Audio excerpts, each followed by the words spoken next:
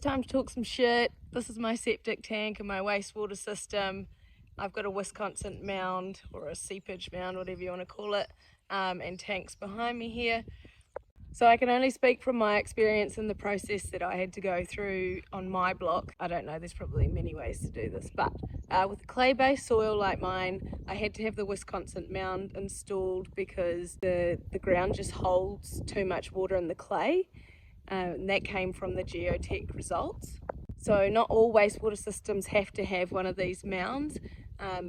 Just I do here with the clay-based soil. If you have good draining soil on your block, you probably don't need one of these mounds, but with the clay that I have to have this.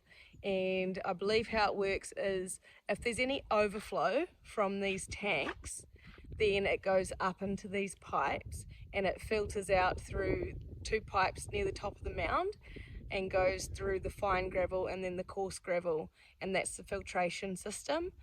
I'm not sure how it works with a general system that doesn't need one of these mounds, but that's how mine works, and highly likely it probably won't have to be used. I have put in tanks here that is large enough to add a 4-bedroom house, and I only have a 2-bedroom cottage. The reason I've done this is because I can add more houses on this property and I didn't want to have to install the tanks again.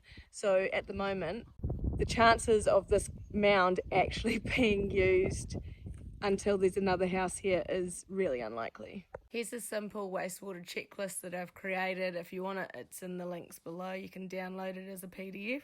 The install for this probably took about 4.5 days in total of actual work, but because of weather, it took a little longer than that. Some days he couldn't come up and do it. The mound is about 16 metres long and 7 wide and approximately 1 metre high, just to give you a gauge on what size area you might need. Once the mound was done, then they started working on the pipes from the house to where the septic tanks would go, and then last of all, the tanks were installed.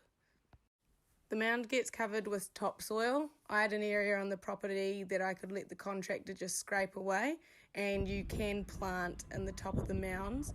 You just can't use big trees or anything that could get their roots around those pipes and restrict it and break them.